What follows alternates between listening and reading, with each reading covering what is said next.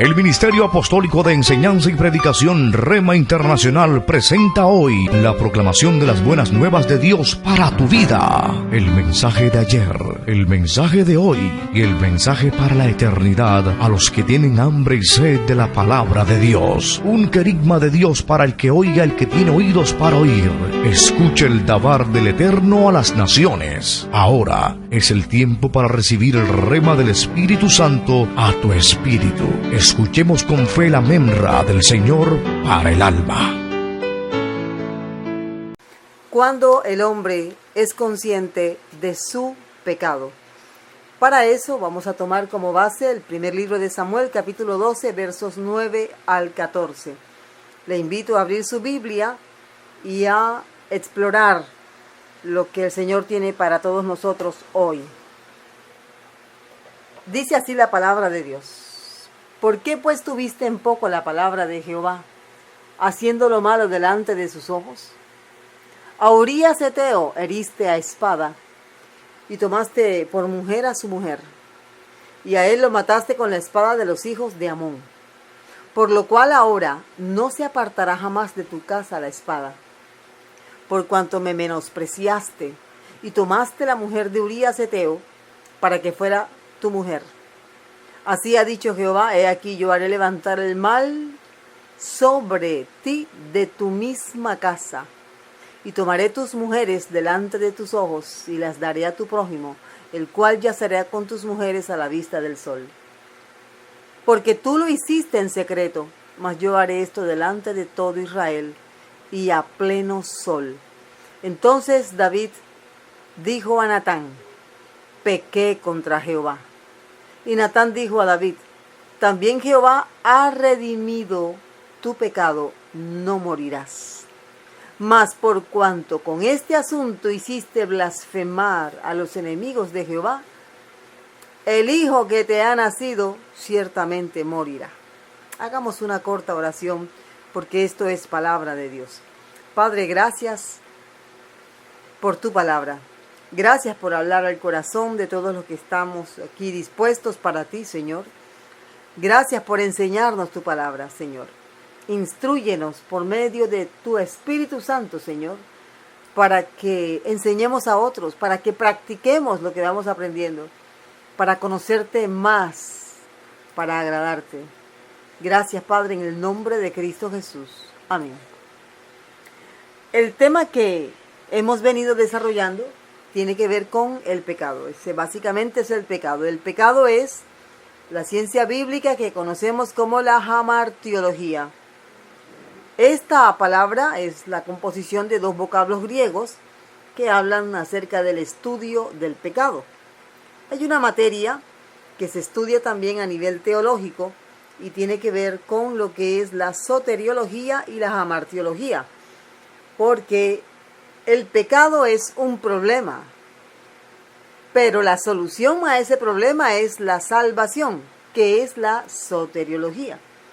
Entonces tenemos hamartiología y soteriología, que en español sería el problema y la solución, pecado y salvación.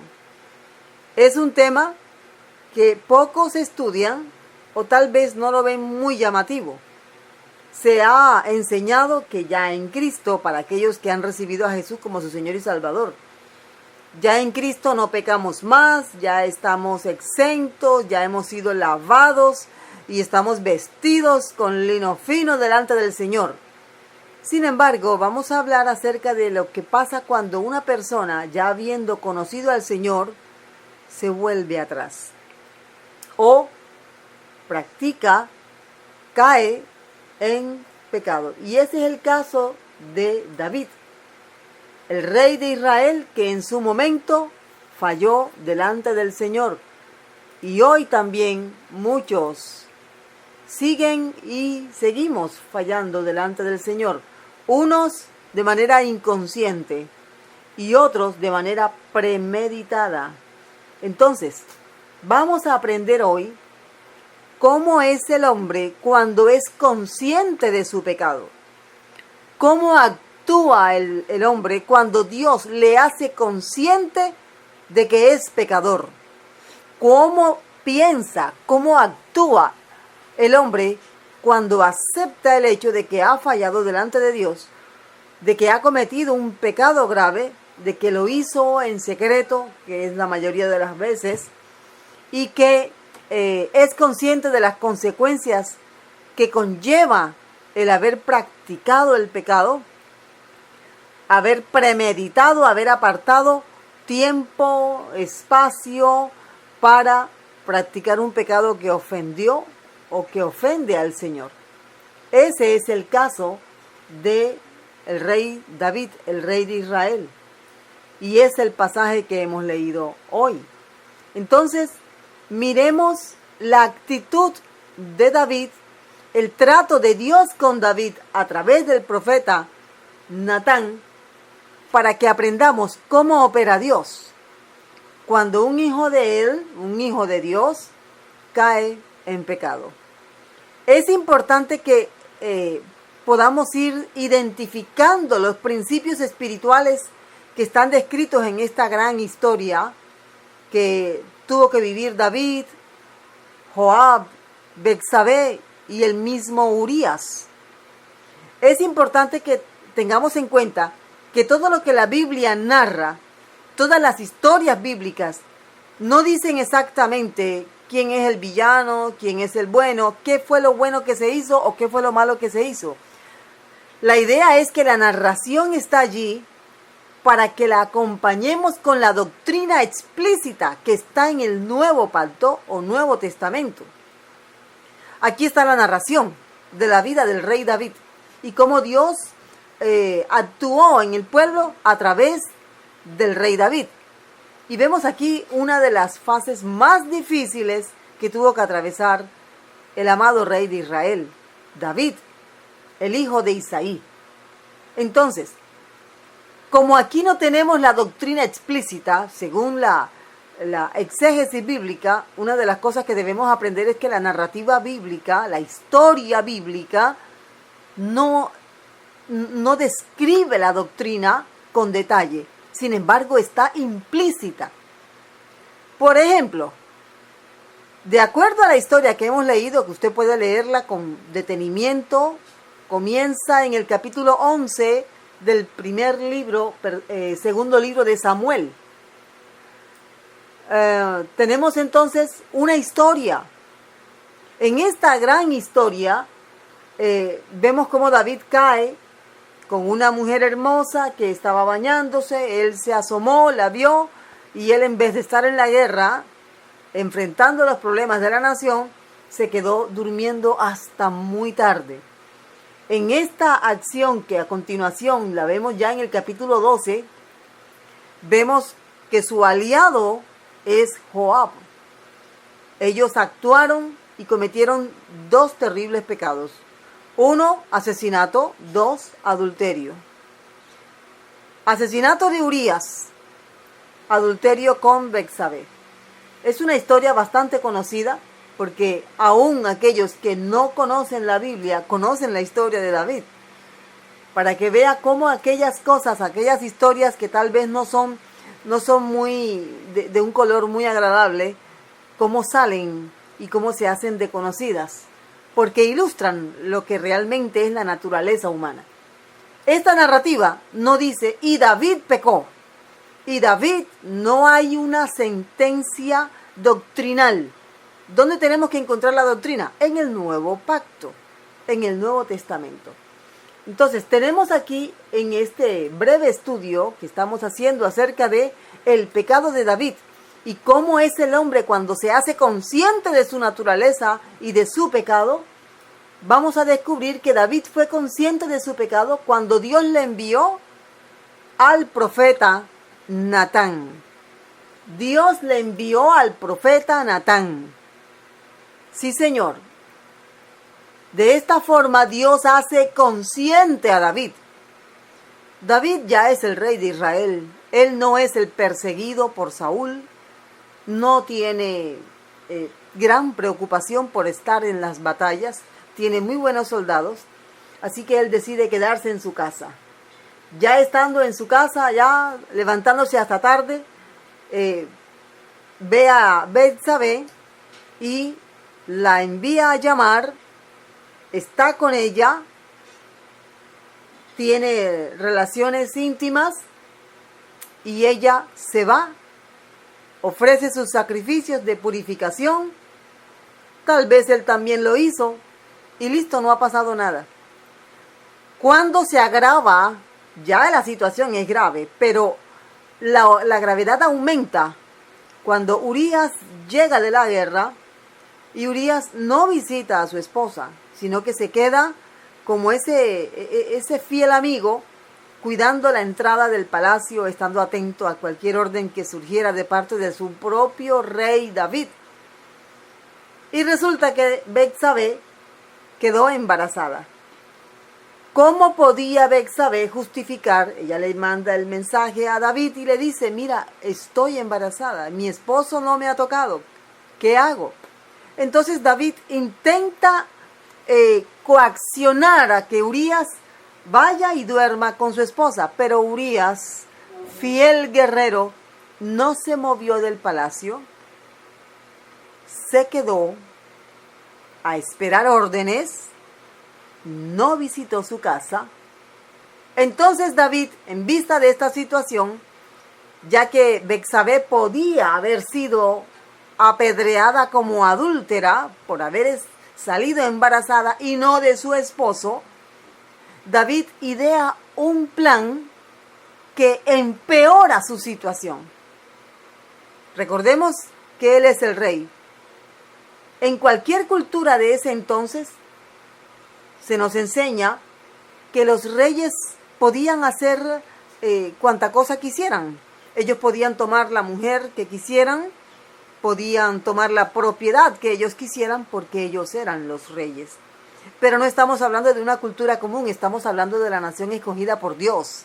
Estamos hablando de Israel, la nación que tenía y tiene mandamientos de parte de Dios que ninguna otra nación tenía. Así que David, aprovechándose de su título de monarca, de rey, toma a una mujer casada y después la devuelve como si nada hubiera pasado. Sabiendo David que eso estaba mal y prohibido ante los ojos de Dios, porque él tenía un harén. En ese tiempo, él se dio el permiso de tener un harén, o sea, un grupo de mujeres de las cuales él podía disponer. En esa época, en ese momento, no siendo tampoco eso reconocido por Dios o aceptado por Dios. Sin embargo, Dios se lo permitió, como muchas cosas que Dios permitió en el Antiguo Testamento. Entonces, ¿qué hace David? Salva la vida de Betsabé, enviando al marido, al esposo de Betsabé, a la batalla y poniéndolo en el frente de batalla para que cayera muerto cuando el enemigo atacara, en este caso los amonitas. Urías muere, le llega la noticia a David y David hace algo más. Toma a Betsabé, la lleva a su casa, a su palacio, como su esposa, y no ha pasado nada. Le ponemos tierrita y todo sigue. De todas maneras, yo soy el rey, habrá pensado David. Yo puedo aquí mover fichas de acuerdo a mi antojo y no ha pasado nada. David recibió de parte de Betsabé un hijo. Seguramente él trató de formalizar ante los hombres la relación con Betsabé. Era algo común en esa época. Betsabé ya era una mujer viuda, así que el rey la tomó por ser una mujer joven, una mujer hermosa. ¿Y qué pasa? Cuando el niño nace, ¿qué quiere decir esto? Que Dios dejó que pasaran por lo menos, podemos pensar en los 9 meses de embarazo, y después de todo ese tiempo, no sabemos cuánto tiempo exactamente después de la criatura haber nacido, Dios interviene. ¿Y qué intervención? Dios actuó de una manera frontal en la vida de David. Al parecer el niño se enferma. La criatura que habían concebido en el momento en que David había llamado a Betsabé, estando su esposo en la guerra, el niño enfermó y su enfermedad fue grave. Así que Dios le envía a un profeta. Y aquí quiero hacer una pequeña claridad. En la palabra de Dios, Dios envía profetas para dar mensajes de aliento, como es el caso del rey Ezequías. Pero también Dios envía profetas para denunciar el pecado. Todos los profetas que están allí, tanto los mayores como los menores, así llamados por la extensión literaria de sus libros, todos estos profetas hicieron denuncia abierta y pública de pecado. Natán tenía que idearse la forma de decirle a David: David, pecaste y Dios va a actuar terriblemente contigo. Dios te va a enjuiciar por todo lo que hiciste. Pero ¿cómo podía Natán decirle sin exponer su propia vida? Ya que el rey era dueño de la vida de todos sus súbditos. David hubiera bien podido decir: bueno, Natán, ya que me dijiste todo lo que yo hice en oculto, te voy a mandar a matar. Pudo haberlo hecho. Claro que con esta acción, allí sí hubiera quedado David expuesto a la condenación eterna. Pero Natán se idea una gran historia y le habla de un hombre que tenía una sola corderita comparado con un hombre que tenía muchas ovejas, ganado. Y el hombre que tenía mucho ganado y muchas ovejas había querido la única corderita que tenía el hombre pobre. Cuando David escucha la historia, David enseguida lanza una sentencia contra el hombre que había robado la única oveja. Y de esa forma, Natán aprovecha y le dice a David: es que ese hombre que robó la ovejita eres tú. Qué historia tan asombrosa. Qué historia que toca realmente el corazón. Ante esto, David reconoció su pecado. Después que David reconoce su pecado, escucha todas las consecuencias que, a pesar del perdón de Dios, él iba a tener que padecer junto con su familia. De esa forma, Dios hizo consciente a David de su pecado. ¿Por qué? Porque David trató de ocultarlo, no le dio gran importancia. ¿Sí se ha dado cuenta que la mayoría de las personas hacen así hoy? Hoy al pecado no se le está llamando pecado, se le está llamando problema, dificultad. ¿Cuál es la dificultad? El amante. ¿Cuál es la dificultad? El embarazo. En realidad es pecado, pero la idea es que no se oiga tan grave, porque inconscientemente o tal vez muy conscientemente, el ser humano sabe que la palabra pecado le pone contra Dios, en oposición a Dios. Enseguida vienen otras palabras que no hay ni que mencionarlas, pero vienen junto con la palabra pecado, que son la palabra condenación, la palabra separación, la palabra lejanía de Dios. ¿Por qué? Porque el hombre sabe lo que es pecado. Estamos más preocupados por los delitos. Un delito, robar, un delito, asaltar, asesinar a una persona. Pero todo eso, antes de ser un delito, primero es pecado. Entonces, normalmente en las constituciones de los países no vemos a la gente en la palabra, en la constitución, bueno, los pecados o pena de muerte son los siguientes. No. Son delitos, faltas, crímenes, pero no se usa la palabra pecado. Porque la palabra pecado está como que envuelta en una especie de manto religioso. Entonces no quieren tener problemas con Dios. Se preocupan más por los problemas que puedan tener con los hombres, con la autoridad humana, más que con los hombres. David, volviendo a la gran historia que nos da aquí el Espíritu Santo, David hace una aceptación de su condición. él dice, he pecado contra Jehová. Y así es. El pecado siempre es contra el Señor. Dice aquí el verso 13, pequé contra Jehová. Él no dijo, Natán, no exageres, Natán, cuidado, Natán, mira que yo soy el rey. No. Él no dijo como muchas personas, bueno, yo la verdad es que yo soy un buen esposo, soy buena esposa, yo no mato gente, yo no le robo a nadie. ¿Por qué dices que soy pecador si yo soy una buena persona? Sí, eres una buena persona en tu opinión, pero al lado de la ley de Dios estás grave.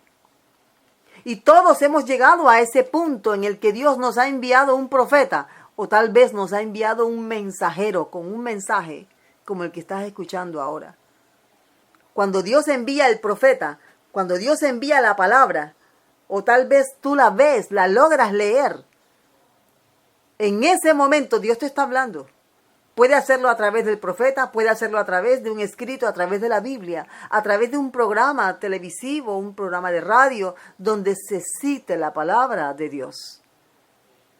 Un hombre muy decepcionado de la vida llegó a un basurero donde iba a botar partes de las cosas de las que se iba a deshacer porque se iba a mudar solo.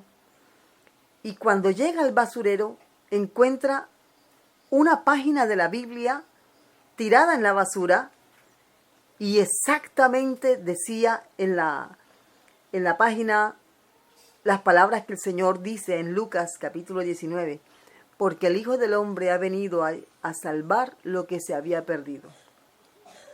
Esas palabras tocaron tanto a este hombre, nadie se las predicó, pero estaba el Espíritu Santo allí usando esa página bíblica tirada en la basura por alguien que seguramente desechó una Biblia, y esas palabras tocaron el corazón de este hombre. De esa forma él decidió arreglar su situación familiar y después él mismo testifica cómo Dios le abrió el corazón a través de esta página bíblica que encontró en la basura. Dios te va a enviar siempre, cada vez que algo pase, Dios te va a enviar un profeta, te va a enviar un predicador, un maestro, te va a enviar una página bíblica, un mensaje donde Él te hace un llamado para que llegues a Él, para que te arrepientas, para que no le resistas, porque la Biblia dice que aquel que resiste al Señor, ¿cómo así resistirle? Pero si yo no soy malo, pero si yo, bueno, mentiritas cualquiera las dice, pero son mentiras delante del Señor. Romanos 2:5 dice, pero por tu dureza y por tu corazón no arrepentido atesoras para ti mismo ira. Una persona que se resiste a hacer lo correcto ante Dios una y otra vez, atesora ira para sí mismo. ¿Por qué? Porque está resistiendo al Señor. Se está resistiendo al llamado de Dios. Y Dios hace el llamado varias veces y espera que la persona se vuelva a Él. Si David hubiera resistido el llamado del profeta Natán, que le estaba convocando al arrepentimiento por causa de su pecado, David se hubiera perdido. Mire lo que nos dice aquí el profeta Ezequiel. Mas si el justo se apartare de su justicia y cometiere maldad e hiciere conforme a todas las abominaciones que el impío hizo, hay una pregunta, dice Ezequiel, ¿vivirá él? Ninguna de las justicias que hizo le serán tenidas en cuenta. Por su rebelión con que prevaricó y por el pecado que cometió, por ello morirá. Fíjese que el Señor le dice a David, David, no morirás. Esa muerte de David hubiera sido física. Ese era el pecado por cometer adulterio en esa época. Muerte, eran apedreados todos los que, siendo personas casadas, mantenían una relación ilícita. Pero el Señor le dice a David, no morirás. Era como si David hubiera vivido bajo el tiempo de gracia en el que estamos viviendo hoy. Hay personas que dicen, Dios soporta bastante. Así que siga, que Dios aguanta bastante. No piense que el hecho de que estamos viviendo en un tiempo de gracia sobreabundante es porque Dios deja y deja pasar. Hay personas que han tenido que pagar altos precios por vivir en una vida pecaminosa sin arrepentirse, habiéndosele llamado, habiendo Dios hablado tantas veces a su corazón. Por eso es mejor, antes de que el corazón se cauterice, antes de que la conciencia se endurezca a tal punto que ya no reciba ningún mensaje, es mejor volverse al Señor. Es mejor escuchar el mensaje y hacer como hizo David. He pecado contra el Señor. Y entonces escuchar lo que el Señor tenga para decir en cada situación diferente. Solo la palabra de Dios hace que el hombre sea consciente de las consecuencias del pecado. Solo la palabra de Dios. Mire, ninguna religión puede tocar el corazón del hombre como lo hace Dios por medio de su palabra. Ningún ritual puede hacer que el hombre sea consciente de su condición pecaminosa y de la necesidad que tiene de Dios. Eso solamente lo hace el Espíritu Santo. Dios se toma el trabajo de convencer individualmente a cada persona, hombre o mujer, para que le reciban, para que sean salvos. Mire lo que nos dice el Espíritu Santo aquí a través de las palabras de Jesús en Juan capítulo 16. Cuando venga el Espíritu Santo, convencerá al mundo de pecado, de justicia y de juicio. Convencerá. ¿De qué convence el Espíritu Santo? De que son pecadores, para que puedan recibir a Jesús como su Señor. ¿Por qué Dios tiene que convencer al ser humano de que es pecador? ¿Por qué? Porque nosotros, antes de conocer a Jesús, tenemos una calificación muy alta de nosotros mismos. Sentimos que somos perfectos. Hay mucha soberbia en la mayoría de los corazones. Muchísima soberbia, altivez, esa prepotencia. Una mujer que llega a un almacén y ve que todas las vendedoras del almacén tienen una especie de uniforme blanco con azul. Y en el almacén ella se acerca a ver un producto y se da cuenta que a pocos metros de ella hay una mujer que tiene un vestido blanco con azul. Y la mujer que está buscando el producto se le acerca a la mujer que está vestida blanco con azul porque ella dice, esta es una de las vendedoras del almacén y me va a atender en la necesidad que tengo. Cuando ella le dice, niña, ¿me podrías decir el precio de este producto? La señora le contesta y le dice así, ¿acaso tú me has visto a mi cara de vendedora? Respete, usted no sabe quién soy yo. Y bueno, allí se alargó la discusión porque la señora le dijo, ay, yo pensé que tú eras una vendedora. La confundió porque el vestido de la señora era parecido al de las vendedoras. Esa señora se ofendió tan gravemente que la discusión se acaloró, se extendió, se dijeron. Pero ¿qué de malo tenía que la señora se confundiera? ¿Qué de malo tenía ser una vendedora de un almacén? Pero ¿por qué eso pasó a mayores? Porque esa mujer tiene un concepto de sí misma tan alto que la ofensa cometida por la otra mujer merecía tal vez la muerte. Así es como la gente está juzgando. El que va conduciendo por una avenida y en la misma línea por donde él va conduciendo se atraviesa de pronto alguien y saca la mano, le hace un gesto obsceno, le dice muchas cosas. Porque la gente está metida en sus asuntos. Cada uno piensa que lo de él o lo de ella es lo más importante, lo demás no importa.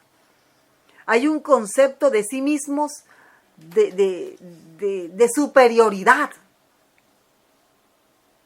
Entonces, si viene Dios a darme su mensaje, que aparte cita, porque yo soy muy importante. ¿A cuánta gente no se le ha predicado el mensaje del Evangelio? Yo no necesito del Evangelio, yo soy una persona que yo no necesito de Dios. Yo tengo todo lo que necesito. Por eso, porque no hay conciencia de pecado. No hay conciencia de que todos, dice el Señor, todos hemos nacido lejos de la presencia de Dios. Y si crecemos en ese estado de pecaminosidad, pues lo que viene es un tiempo de tormento eterno. Pero muchos no lo creen, sino que están convencidos que aunque sean mentirosos, aunque sean obscenos, aunque sean maldicientes, aunque roben, todos van al cielo, porque Dios está obligado a entregarles, a abrirles las puertas del cielo. Les han mal enseñado y lo han aceptado. En algún momento a mi esposo le toca ministrar en un funeral. La persona le dijo, mire, este pariente mío murió y por favor yo quiero que usted vaya al funeral. Y él llega al funeral y varias personas se le acercaron y le dijeron, mire, la persona que murió era bien mala. Usted aquí, yo no sé cómo va a hacer para sacarlo del purgatorio, porque entonces mi esposo, bueno, algo más o menos así fue lo que pasó. Mi esposo le dijo, bueno, yo vengo por los que están vivos, porque los que ya no están vivos, ya cada uno de ellos eligió su destino aquí. Entonces la persona le decía, por favor, no vaya a decir que quien murió se fue al infierno. Y mi esposo muy sabiamente les dijo, yo vengo a traer el mensaje de Jesucristo a todos los que están aquí dolientes y a darles la oportunidad que Dios nos ha dado a nosotros, me ha dado a mí, de salvación. Así que no se preocupe. ¿Cómo decir que la persona que estaba en el ataúd, que había sido una persona que había dejado mucha gente herida, que había hecho tanto daño, que esa persona estaba en el cielo?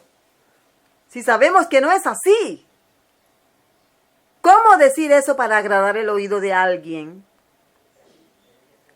Así que mi esposo lo que le dijo fue, Dios es el que sabe.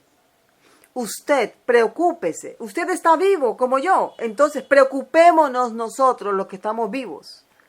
De que cuando nos llegue también esta hora de partir, lo hagamos en Cristo Jesús. Había insistencia. Pero ¿dónde está el alma de esta persona que falleció? Solo Dios. Pregúntenle al Señor.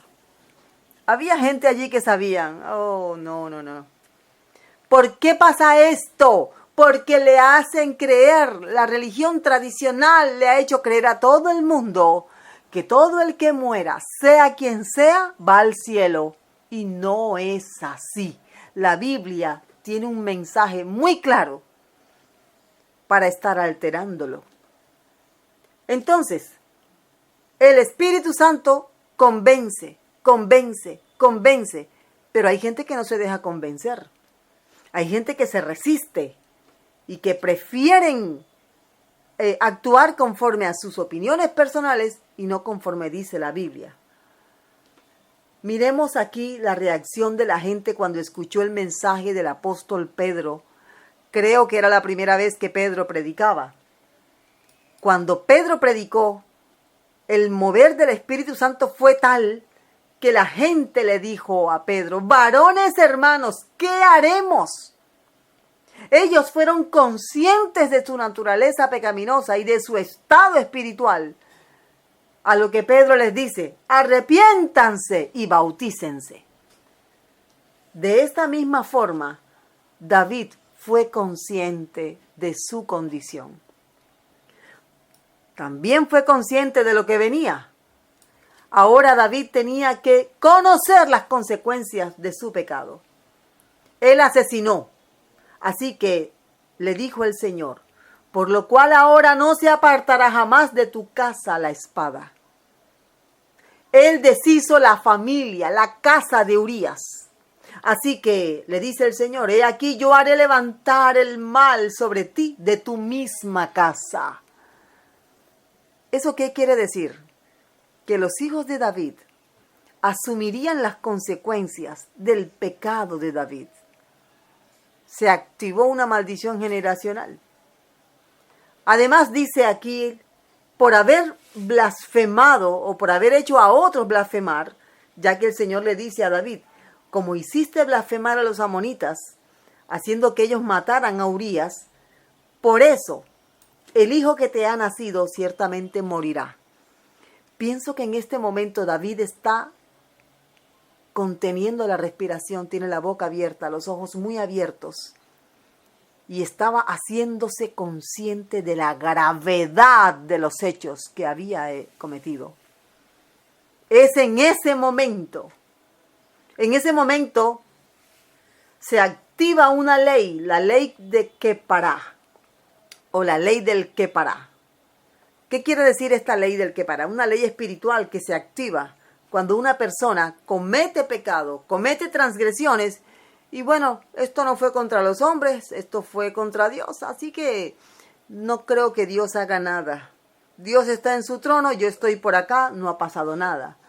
Y parece que estas transgresiones, estas acciones inicuas, como que pasan desapercibidas ante los tribunales humanos. ¿Cuáles acciones? Bueno, abortar un hijo de manera premeditada. Eso pasa desapercibido ante los tribunales humanos. Eso se puede hacer. ¿Quién me va a meter preso o presa por abortar un hijo? Cometer adulterio, cometer fornicación. Al contrario, hay muchas leyes entre los hombres que legalizan lo que la Biblia llama pecado. Entonces parece que eso pasa por desapercibido, pero solo delante de los hombres, no delante de Dios. Entonces, como el hombre actúa de esa manera, se activa una ley espiritual a la que vamos a conocer como la ley del Kepará. ¿En qué consiste la ley del Kepará? Causa que un decreto nefasto caiga sobre una persona por medio de enfermedades, pérdidas económicas, calamidad familiar, con el fin de que esa persona pueda hacer corrección por la falta cometida, de tal manera que su falta sea cubierta y así no tenga un mayor daño. Un ejemplo, Dios prefirió destruir su templo que destruir al pueblo de Israel. Este es un tema más extenso, pero vale la pena que mencionemos el hecho de que no hay acción pecaminosa que cometamos de manera consciente o inconsciente que no conlleve sus consecuencias. De esta forma, Satanás ya había acusado a David. Y el Señor debía mostrarse justo. Por eso toda esta acción. David tuvo que aceptar las consecuencias de su pecado. Ahora, Dios perdona cuando hay arrepentimiento. Dios perdona. Así es. Dios da oportunidad. Pero las consecuencias del pecado quedan activas. Por eso es que es mejor, ojo con las decisiones que vas a tomar. Ojo, mira con quién vas a hacerte socio, con quién te vas a casar. Mira qué decisiones vas a tomar referente a cualquier situación. Que no involucren acciones que activen una ley tan terrible como esta. Y por último, como David se arrepintió, efectivamente el hijo de David murió. Sus hijos se levantaron contra él. 2 de sus hijos intentaron derrocar a David del reino. Absalón fue uno y Adonías fue el otro. Estuvieron a punto de derrocar a su propio Padre del trono. Por eso David llega delante del Señor y escribe este gran salmo, el Salmo 51, que hoy también nosotros podemos orar con estas palabras. Ten piedad de mí, oh Dios, conforme a tu misericordia, conforme a la multitud de tus piedades, borra mis rebeliones. Lávame más y más de mi maldad. Mire, estas son las palabras de una persona que ha sido consciente. He pecado delante del Señor. Señor, ten misericordia de mí. A veces las personas llegan a la iglesia y les invitan a aceptar a Jesús como Señor y Salvador. Y cuando el predicador le dice a la persona, diga conmigo estas palabras solamente para guiarle en esta oración. En la oración generalmente le dicen a la persona, dile al Señor así, Señor, perdona mis pecados. Y la persona como que, pero yo qué pecados he cometido. Y algunas personas como que lo repiten como que por no pasar en el momento una pena o por educación. Pero en realidad no están sintiendo, no están siendo conscientes de que están enfrentándose a un tribunal que les está dando la oportunidad de empezar una nueva vida en Cristo. Mire las palabras de David, lávame más y más de mi maldad. Y era el rey. Dice David, yo reconozco mis rebeliones y mi pecado está siempre delante de mí. Entre las cosas que le dice David al Señor, le dice, purifícame con hisopo, seré limpio, lávame y seré más blanco que la nieve. Hazme oír gozo, esconde tu rostro de mis pecados, borra mis rebeliones. Y una de las cosas que dice David es, no me eches de delante de ti. O sea, no me cortes y no quites de mí tu Santo Espíritu. Porque cuando un cristiano, después de haber conocido el mensaje de salvación, cae deliberadamente en una práctica que ofende a Dios, el Espíritu Santo se contrista, se arrincona y se queda en silencio y muy quieto. Y solamente volverse al Señor. Si el Señor te ha dado la oportunidad, acéptala. Vuélvete al Señor para que el Espíritu Santo haga esa obra que solo Él puede hacer. No nos resistamos delante del Señor. Hagamos una corta oración, digamos, Padre nuestro, llegamos a ti en el nombre de Jesús de Nazaret. Recíbenos. Señor, si alguno está practicando algún pecado que ofende tu presencia, Señor, escucha su voz de arrepentimiento. Háblale, Dios, y ayúdale, Señor, a recibir el perdón que tú estás dispuesto a dar con amor. Gracias, Señor, porque así como a David le perdonaste, también hoy estás dispuesto a perdonar. Gracias, Señor, por tu palabra y gracias por hacernos conscientes de nuestra condición delante de ti. Gracias te damos, Rey eterno, en el nombre poderoso de Cristo Jesús. Amén y amén. El Ministerio Apostólico Rema Internacional pone a disposición esta predicación. Ofrecemos ministración a simposios, seminarios, campañas evangelísticas, educación globalizada sana y de carácter interdenominacional. Escríbanos a ministerioremainternacional@gmail.com o llámenos al celular 316-270-7181.